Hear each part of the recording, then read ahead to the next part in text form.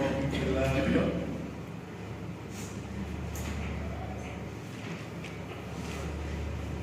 क्या लिखा बेटे?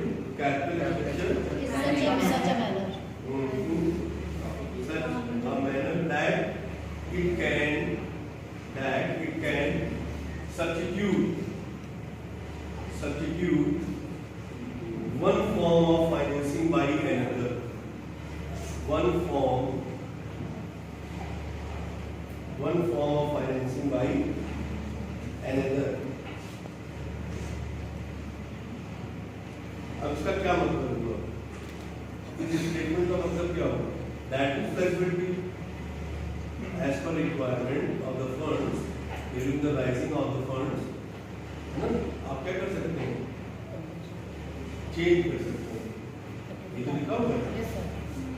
इस स्टेटमेंट का क्या मतलब हुआ? है ना? यानी ये फ्लेक्सिबिलिटी इन्वॉल्व होती है अंडर द कैपिटल स्ट्रक्चर कि आप उसको एक फॉर्म से दूसरे फॉर्म में कन्वर्ट कर सकते हैं.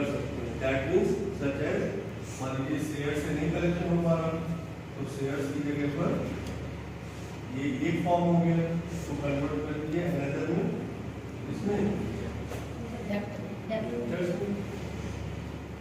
ना.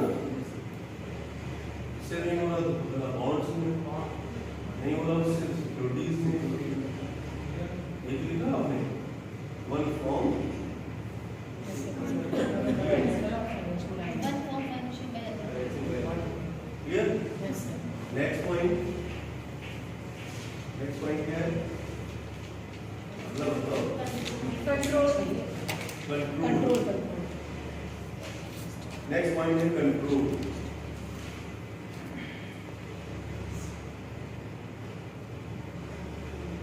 इसलिए कंट्रोल को डिस्कस करने के लिए सबसे पहले आपको एक स्टेटमेंट राइट डाउन करना होगा बेटे. ये first statement equity share holder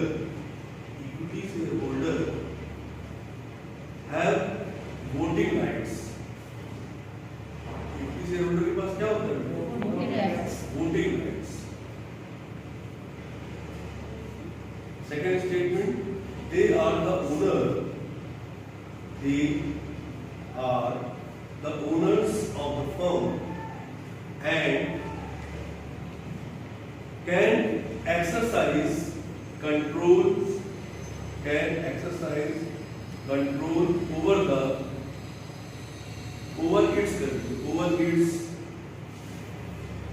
its overall affairs.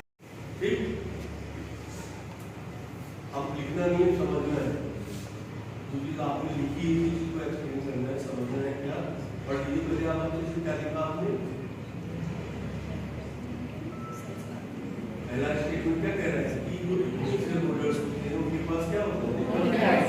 Rights होता है. दूसरा स्टेटमेंट ये कह रहा है कि they are the owner of the firm and exercise control over its overall affairs. ठीक. क्लियर. समझे ना. तो वहां पर एक चीज ये बताई जा रही है कि while preference shareholder is not having the rights, voting rights, ना, except capital circumstances. है ना. voting rights तो नहीं होता, केवल कितना होता है? एक्सपेक्ट क्या करा जाता है? only except capital circumstances.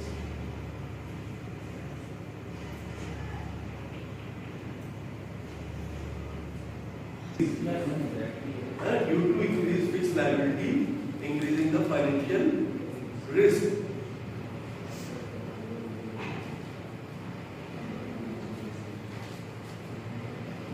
तो in that situation क्या होगा? Complete the loss of control. जब आप इसका यूज करेंगे मैक्सिमम डेप्थ परसेंटेज तो वहां पर क्या हो जाएगा? है ना. Due to increase the fixed liability, that means increasing the financial risk. और जब ये आपका रिस्क बढ़ेगा तो वहां पर क्या हो जाएगा? It completely loss of control. है ना. समझ आ रही है कि मतलब कंट्रोल का जो पावर, कंट्रोलिंग पावर जो है ओवरऑल सर्किट से बात की जा रही है वो नहीं हो पाएगा. है ना. लॉस हो जाएगा उसमें. can't control the क्या फाइनेंशियल रिस्क, है ना। इसीलिए हम लोग स्टडी करते हैं क्या ऑप्टिमम कैपिटल है, जिससे हमारा कंट्रोलिंग एस्पेक्ट बना है। ठीक, टॉपिक हमारा क्या है, डिटरमिनेंट ऑफ कैपिटल। तो during the determinant of capital structure discuss the factor control. Clear, any doubt? बात समझ में आ रही है ना? ये जो कंट्रोल वर्ड हम डिस्कस कर रहे हैं as a determination, as a factor, तो क्या है इसका रोल, क्या है ना। रीजन भी बताया गया, कॉज भी बताया गया आपको, ठीक है ना, ठीक है, क्लियर है ना। Next point, rotation cause. आपको याद होगा इससे पहले इसके बारे में डिस्कशन हुआ था under the cost of control, जिसको हमने बताया था क्या, इशू एक्सपेंसेस, याद है। जब हम फंड राइज करते हैं बेटे, तो वहाँ पर जैसे suppose that through shares, through debentures जब फंड राइज किया जाता है, करेक्शन ऑफ द कैपिटल का कॉन्सेप्ट आता है, तो वहाँ पर क्या होता है, इशू एक्सपेंसेस होते हैं। क्या होते हैं? Issue expenses. such as underwriting commission, such as advertisement, such as discount on issue of shares oblique debentures, है ना। तो flotation cost, that means issue expenses।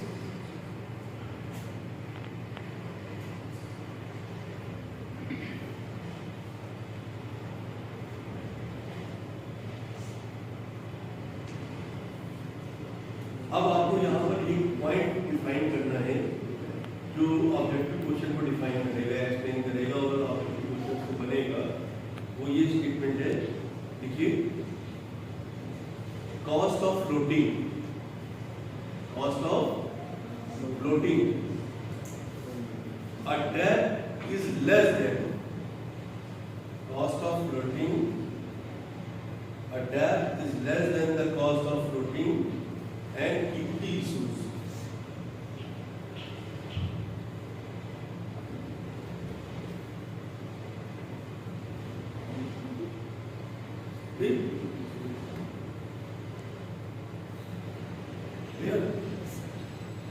अब लिखना नहीं है, सिर्फ समझना है क्या, यानी दिस फैक्टर, यानी फ्लोटिंग कॉस्ट की जो बात की जा रही है, तो this factor is not significant, है ना। Under the any capital structure अगर हम लोग बात करें तो इट इज नॉट सिग्निफिकेंट, ठीक है ना, इसका बहुत ज़्यादा रोल नहीं, लेकिन उन्होंने ये चीज़ डिफाइन की due to designing the capital structure is also discuss floating cost, है ना। दोनों बातें एक साथ कह रहे हैं, ये भी बता रहे हैं कि इट इज नॉट इम्पोर्टेंट, है ना, under the capital structure this factor, but designing the capital structure is also discussed। जब हम कैपिटल स्ट्रक्चर को डिजाइन करेंगे तो वहां पर हमें बेटे फ्लोटेशन कॉस्ट को डिस्कस करना होगा, समझ रहे हैं।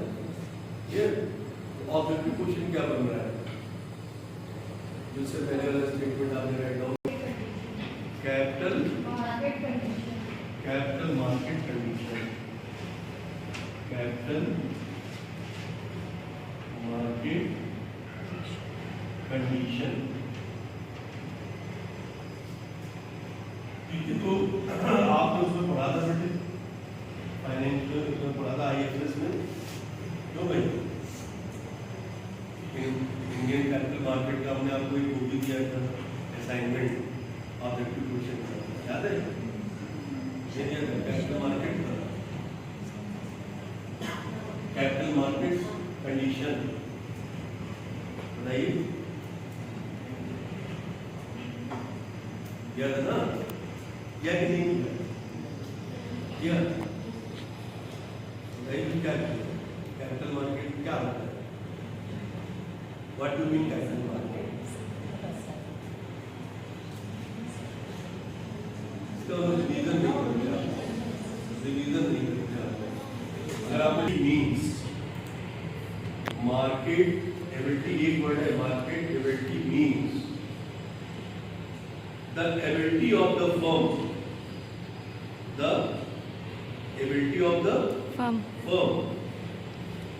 to sell or market a particular type of security, to sell or market a particular type of security in a particular period of time,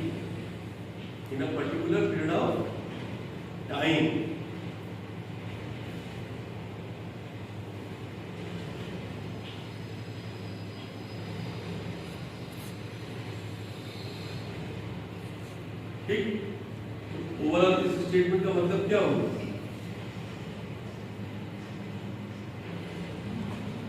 यानी जो आपकी market ability is consider ably, लिखना नहीं है, समझना है ना। मार्केट एबिलिटी क्या कह रही है? What type of ability? Ability of और पर्टिकुलर एक type of stock exchange, financial market where Yeah. we can sell or buy the of securities. तो अब उसमें आपको ये देखना है, पर्टिकुलर पीरियड देखना है, पर्टिकुलर सिक्योरिटी को नोटिस करना है कि उस समय उसकी कंडीशंस क्या है ना, उसकी जो परफॉर्मेंस है वो क्या है ना, इंक्रीज हो रही है या डिक्रीज हो रही है, इसको स्टडी करना है। फिर एक पर्टिकुलर पीरियड ऑफ टाइम, समझ रहे हैं? उस कंडीशन को बोलते हैं कैपिटल मार्केट कंडीशन, ठीक है ना। Due to designing the capital structure या determinant of the capital structure. जब आप कैपिटल स्ट्रक्चर डिसाइड करेंगे तो वहां पर आप क्या स्टडी करेंगे? कैपिटल मार्केट कंडीशंस क्या है, सर्कमस्टांसेस क्या है मार्केट ना। नेक्स्ट,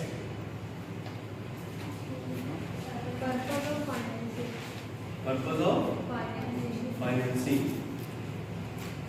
भाई एवरी बिजनेसमैन ऑब्जेक्ट क्या होता है? हर बिजनेसमैन का ऑब्जेक्ट क्या है? Profit. Maximization of profit. Basically finance के दो ही ऑब्जेक्ट होते हैं, है ना। क्या होता है? ये होता है मैक्सिमाइजेशन ऑफ वेल्थ, और ये क्या होता है? मैक्सिमाइजेशन ऑफ फिनांस के बेसिकली दो ही ऑब्जेक्ट होते हैं, है ना। दो ही ऑब्जेक्ट होते हैं, है ना। ठीक, हर बिजनेसमैन क्या करना चाहता है? हर इंडस्ट्रियलिस्ट क्या करना चाहता है? वेल्थ को इंक्रीज करना चाहता है और प्रॉफिट को इंक्रीज करना चाहता है, ठीक है। और कंटेंट क्या है, पॉइंट क्या है आपका? फाइनेंसिंग, है ना। यानी financing such type of activity, है ना। अभी आप एक टॉपिक डिस्कस करेंगे, कैश फ्लो। अभी आएगा point. Under the cash flow 3 type of activity involve: investment activity, operating activity and third financing activity. Under the financing activity, buy and sale of securities. Under the financing activity, what type of working? buying and sale of securities. Under the investment, sir, buy and sale of assets. Okay. Under the operating activity, that means Debentures. operation of the business. Business को आप operate कर रहे हैं ना, तो due to operation different type of expenditure, है ना। Cash transactions, non cash transactions, तो इनकम्स हैं रिलेटेड, नॉट रिलेटेड, ठीक है ना। तो वो सारी चीजें जो हम लोग एडजस्टमेंट करेंगे under the operating activity. And buying and selling of the assets की जगह हम बात करेंगे तो उसको ट्रीट करेंगे अंडर द इन्वेस्टमेंट एक्टिविटीज। और अगर हम फाइनेंशियल इंस्ट्रूमेंट की बात करेंगे, बाई और sale, that means financing activity. तो ये जो टॉपिक है आपका ये अंडर द कैपिटल स्ट्रक्चर, है ना, ठीक है ना। Due to raising the fund, भाई कैपिटल स्ट्रक्चर में हम क्या कर रहे हैं? when you design the proportion of the capital, है ना? How much part involve? क्या? Debt, यानी borrowed capital and own capital. ठीक? तो यहाँ पर जो पॉइंट आ रहा है वो क्या आ रहा है? फाइनेंसिंग. तो आपको मालूम होना चाहिए कि what फाइनेंसिंग एक्टिविटी क्या होती है. आप नोट कर लीजिए अपने हिसाब से. फाइनेंसिंग एक्टिविटी दैट मीन्स क्या होता है? एक स्टेटमेंट लिखिए. If funds are required for productivity purpose, ठीक? ये क्या हुई कंडीशन? क्या है कंडीशन? बोलो. If funds है ना, किस पर्पस से? है ना? तो इन दैट सिचुएशन क्या करना होगा बेटे कि हमको राइज करना पड़ेगा क्या? कैपिटल. किस टाइप का इन्वेस्टमेंट. कैपिटल को राइज करना होगा. तो लिखिए डेस करके लिखिए डेस करके लिखिए डेट फाइनेंसिंग सुटेबल. वहां पर कौन सी फाइनेंसिंग सुटेबल होगी? Debt financing suitable. And the company should issue debenture. Company को क्या करना होगा? डिवेंचर इशू करने होंगे. As interest can be paid. Interest can be paid out of the profit generate.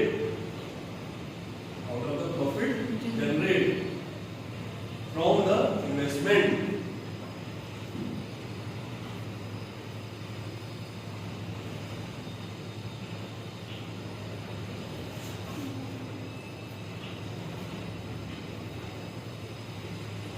सही भाई. ये क्वेश्चन आपसे पूछ रहे हैं. Capital market is regulator is option A SEBI. Option B RBI. Option C IRDA.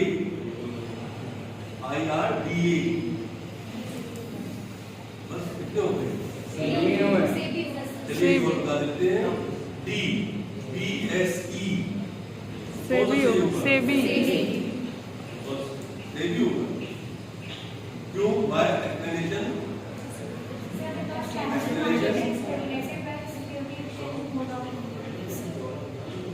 Security board of exchange of India है ना sir. Security control करती है. अच्छा कर रहे हैं आप. तो अब अगर मान लीजिए इसका पार्ट इसके थ्रू आप फंड राइज कर रहे हैं मैक्सिमम बेटे, तो नेचुरल है कि यहाँ पर क्या हो जाएगा? कॉस्ट बढ़ जाएगी ना. यहाँ पर कॉस्ट क्या हो जाएगी? फिक्स लायबिलिटी इंक्रीज कर रही है ना. यहाँ पर कॉस्ट नहीं बढ़ेगी. ये दोनों ही ऑप्शन फुलफिल नहीं होंगे. समझ रहे हैं? तो वो कॉस्ट ऑफ कैपिटल की बात हुई कि without calculate the cost of capital V can't design the capital efficiency. Any doubt anybody? Next.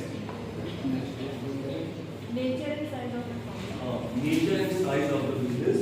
देखिए नेचर की जो बात की जा रही है, तो नेचर बेसिकली दो टाइप के होते हैं जहाँ तक मुझे याद आ रहा है, जो अभी तक उन्होंने डिस्कस किया है. एक तो आपका मैन्युफैक्चरिंग कॉन्सेप्ट होता है जिसको बोलते हैं इंडस्ट्री, और एक नेचर क्या होता है बताइए? ट्रेडिंग कॉन्सेप्ट होता है. क्यों भाई? ये तो नेचर होता है. और कुछ होता है इसके अलावा? नहीं बताइए. अगर होता हो तो बता दीजिए. बताइए. ठीक. अब आपको ये बताना है कि ये जो नेचर होता है और साइज का मतलब हो गया है जो इसका स्कोप है बिजनेस का, है ना. जो आपकी इंडस्ट्री है उसका स्कोप है ना. उसका एक एरिया क्या है, समझ रहे हैं? उसको डिफाइन करना है. ठीक. तो इसमें यहाँ पर डिफाइन करना है आपको कि किसी भी फर्म का नेचर और साइज यानी इन्फ्लुएंस द कैपिटल स्ट्रक्चर, है ना. पहला स्टेटमेंट तो आप ये राइट डाउन कर दीजिए. nature and size of the firm influenced capital structure, है ना? मतलब ये क्वेश्चन बनेगा ऑब्जेक्टिव, है ना? मतलब क्या चीज अफेक्ट करती है कैपिटल स्ट्रक्चर को? Nature and size of the business.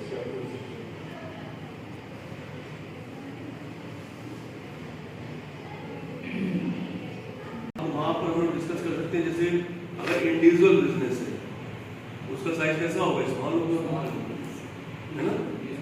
ठीक है ना? और अगर हम पार्टनरशिप की बात करें या कंपनी की बात करें बेटे, तो उसका नेचर कैसा हो जाएगा? बिग हो जाएगा, समझ रहे हैं? तो जब बिजनेस का साइज अगर बड़ा होगा बेटे, तो नेचुरल है कि फंड की भी ज्यादा जरूरत पड़ेगी, बढ़ेगा ना, है ना? बात समझ रहे हैं ना? मतलब जो फंड हमें रिक्वायर्ड है बेटे, वो उसका वो जो फॉर्म है, साइज है, वो क्या हो जाएगा? बड़ा होगा। अगर हमारा बिजनेस स्मॉल है, स्मॉल स्केल में बिजनेस कर रहे हैं, नेचुरल है कि फंड का साइज क्या हो जाएगा? स्मॉल हो जाएगा, रिक्वायरमेंट स्मॉल हो जाएगी आपकी, है ना? तो बात समझ में आ रही है ना? भाई ट्रेडिंग में क्या होगा? नेचुरल कम हो जाएगा। मैन्युफैक्चरिंग करोगे तो उसमें रॉ मटेरियल कलेक्शन करो, है, direct expenses and direct expenses, है ना? Different type of expenses involve. After finishing the product only buying and selling, है, only involve the indirect expenses, not involve the direct expenses। बात समझ रहे हैं? तो बिजनेस का जो साइज होता है या फर्म का जो एक नेचर होता है और साइज होता है, वो बहुत अफेक्ट करता है हमारे किसको? ये बात आपने पहला ही स्टेटमेंट लिखा कि इन्फ्लुएंस द कैपिटल, है ना? क्लियर? समझ आ रहा है नहीं आ रहा? नेक्स्ट, कैश फ्लो एनालिसिस, वही जो भी मैंने डिस्कस किया है ना? भाई हमारा जो इनफ्लो है, देखिए जब हम फ्लो की बात करते हैं बेटे, तो फ्लो में दो चीजें आती हैं। एक आता है क्या? इनफ्लो, और एक आता है आउटफ्लो। तो जो इनफ्लो है ये राइजिंग द फंड की बात कर रहा है, ठीक, फंड्स को राइज करेंगे। और जो आउटफ्लो है वो एप्लीकेशन की बात करेंगे, हाँ, application that means use of fund की बात करेंगे, फंड का कितना यूज किया आपने, बात समझ रहे हैं? तो ये जो फ्लो है ये तीन तरह से डिस्कस होता है, three type of activity. Cash का जो इनफ्लो और आउटफ्लो जो है, raising the funds and application of the funds, वो तीन एक्टिविटीज होती हैं। ऑपरेटिंग यानी due to operation of the business, investment due to buying and sale of assets, and financing, that means buy and sell of financial instrument, okay? इन तीनों activities से क्या हो रहा है? कैश का इनफ्लो भी हो रहा है और आउटफ्लो हो रहा है। इनफ्लो हो रहा है that means rising the fund, outflow हो रहा है that means application of the fund. Any doubt student की ले लो भाई। मार्केट एबिलिटी, ये तो डिस्कस हो चुका है क्यों भाई? मार्केट एबिलिटी जो है एक्चुअली यहाँ पढ़ता है क्या? केवल एक पॉइंट लिख लीजिए, हम एक सिंपल सा पॉइंट लिख लीजिए, केवल चेंजिंग, क्योंकि ये बात आप अच्छे से जानते हैं कि मार्केट स्टेबल तो होती नहीं बेटे, क्यों भाई? मार्केट एबिलिटी का मतलब तो आपने कभी राइट आउट किया जस्ट नाउ, है ना? In the previous factor, you have write down the market ability. That is ability of the firm. To sell. तो ये जो है continuously जब changing है ना, उसी चीज की बात करी जा रही है। मतलब मार्केट एबिलिटी में आपको देखना है कि लगातार फ्लक्चुएशंस क्या होते हैं, क्या उतार चढ़ाव होता है, टाइम पीरियड के अकॉर्डिंग आपको ये नोटिस करना होगा कि उसमें कितना फ्लेक्सिबिलिटी आ रही है, कितना ऊपर नीचे हो रहा है, इंक्रीज और डिक्रीजिंग कौन सा डिस्कस करेंगे। नेक्स्ट